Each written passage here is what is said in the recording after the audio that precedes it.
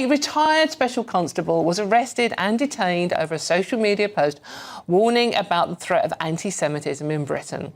After the arrest, officers examined the 71-year-old's collection of books by authors like, brace yourself, Douglas Murray, along with copies of the Oh My God shock, The Spectator, referring to them as containing very Brexity things. Not a crime, by the way. The incident took place in November 2023, which was just after, obviously, October 7 horrors in Israel. This week, Kent Police admitted the caution was a mistake and deleted it from the accused's records. Joining me now is former police officer Harry Miller. Harry, you must be absolutely, tearing your hair out of this. It's just, where are we going with this? Yeah, I've no idea, because the police simply take no notice. We've had ruling after ruling. We've had guidance after guidance. We've had Home Secretaries repeatedly telling the police to get back in line, and they simply don't do it. Look, when I watched the video of the police entering that house yesterday, all that was missing was ski masks and the breaking of a window as they access through, through a rear window. By any other measure, this was burglary. The police should not have been in the house. They shouldn't have been going through the person's drawers. They shouldn't have been looking at his wife's shopping list. They shouldn't have been checking on his books. All of this is absolutely un-British. It's also entirely unlawful. And I very much fear that somebody, as a result of one of these unlawful police bullying actions, I believe that somebody's going to take their life. I believe that somebody's going to have a mental breakdown, because this is simply not funny. And the police seem to think that they can do it without any form of comeback at all. What they've said after this is, we'll treat it as a learning experience. Well, they don't learn. They don't treat it as a learning experience. They've never done so. They simply stubbornly refuse to change their ways. They've become the thought police. They've become the bookshelf police. It can only be a matter of time before we find ourselves with a house that is surrounded, and through the loud hailer comes the words, "Throw out your Douglas Murray books and then step out with your hands up." It can only be a matter of time, because this is the way that policing is going. And it's been going this way for a long time, and nobody seems to know where the handbrake is. Nobody seems to know how to stop it. I mean, Harry, obviously, the ordinary coppers, the men and women are actually on the front line, on the beat. They are following orders. So they would be, taking orders from their superiors. So are we saying that it's the people at the top of the police force, or is this coming from politicians? Well, it's quite interesting, because Tim Smith, the Chief Constable of Kent, only last year, he told politicians to keep out of policing. In many respects, that's a good thing. We don't want politicians in policing. But when the police behave like this, who's going to get involved and put a stop to it? That's the problem. It's coming from the College of Policing. It's coming from the Chief Constable. It's coming from police and crimes commissioners who haven't got any balls and refuse to sack their chief officers. And we simply allow it to happen because they know they're on the wrong side of the law, but they see themselves as being on the right side of history. And it's that which gives them the moral fortitude to carry on doing these absolutely corrupt home invasions, because this is what this is. This was a home invasion with violence. When you arrest somebody and put handcuffs on them, that is violence. If it was me, what I would be doing, I would be arresting those police officers for burglary, because they entered as trespassers and they committed an assault on the homeowner. I would be arresting them. I would make sure every single one is thrown out of uniform and not allowed back in again, because it cannot keep going on, and we can't keep saying sorry. Brilliant. Harry, thank you very much. That's Harry Miller, who is a former police officer. And obviously incredibly strong opinions there, but Harry has been on the front line and has served. So that's his opinion. What do you think? GVnews.com/your say. Barry Gardiner, I noticed you were nodding your head a lot there with what was being said. Look, absolutely. And I think you hit the nail on the head when you said, well, what about the superiors? Because it was some superintendent in Kent, in the police office, that said to those officers, you need to go out and do a trawl at this house. Who was that person? What we need to know is not, oh, are we sorry, did we get it wrong? What we need to know is what has now happened to that person who instructed that raid. We do need to make that clear. No, that's fine. By all means, apologise, you got it wrong. But why did you get it wrong?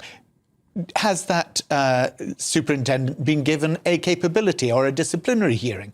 Have they been retrained? Have they been told this is not the sort of thing that you should be wasting our officers' time doing, when actually there's a shopkeeper down the road who's had 200 quid's worth of goods nicked, and you're doing nothing about that? But Barry, I mean, obviously, yeah, you know, the people in charge of the police force, but this, I think personally, this comes from government as well. We're you know, politicians of all persuasions have tiptoed round issues for fear of offending people. So maybe the police are trying to interpret what they are seeing their politicians do. Well, if they are interpreting it, they're interpreting it wrongly. And I speak for both shades of politics, right and left here, because I don't think any politician is going to look at that and say, oh, well, those officers did the right thing. They didn't. Yeah, this happened under the Conservatives 2 years ago.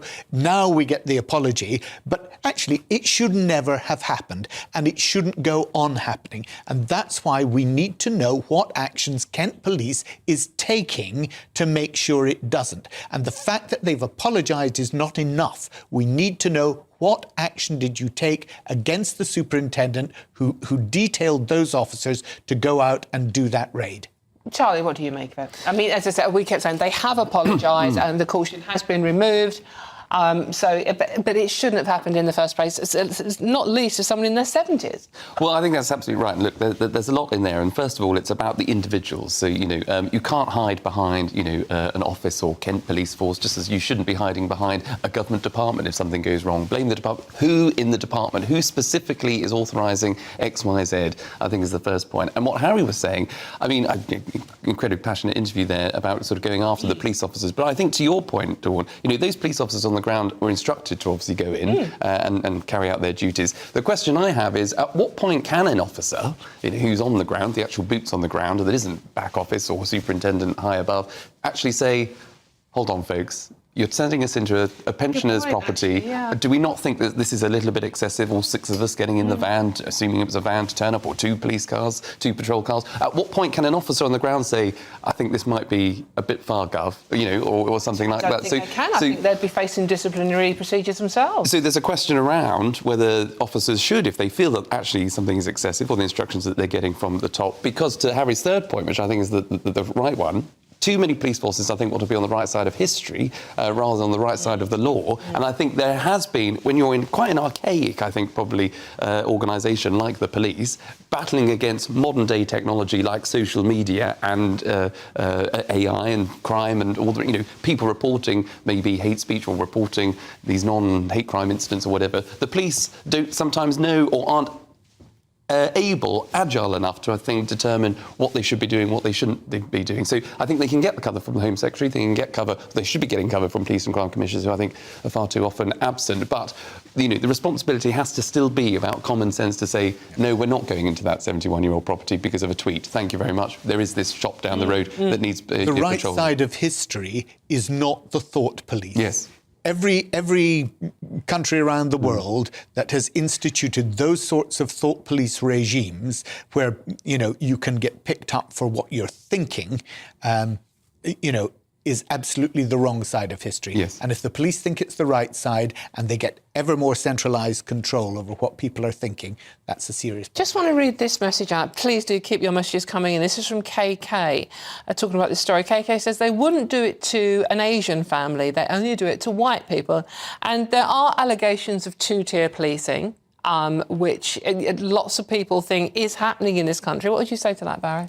Look, I think there are many occasions where we've seen the police use undue force going into the households of Asian or black families. They're so numerous. I just don't think that allegation holds up. I think the police... I think the implication is that was maybe then, but times have changed so much, and to try and balance out the awful behaviour of the past, politicians have gone too far in encouraging this. The point is, the police can get it wrong no matter what colour the victim is. And we've seen far too many occasions where they do. OK, just very quickly, Charlie, two-tier policing?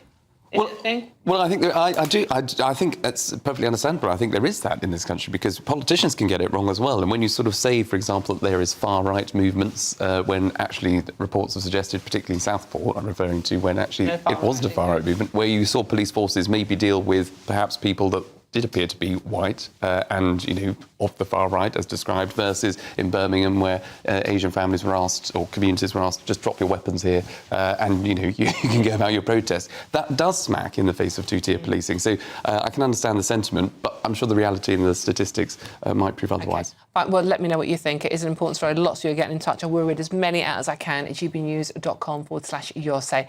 Now, meanwhile, we have to give the right reply. A Kent police spokesman says the force had concluded that the caution against the accused was not appropriate in the circumstances and should not have been issued.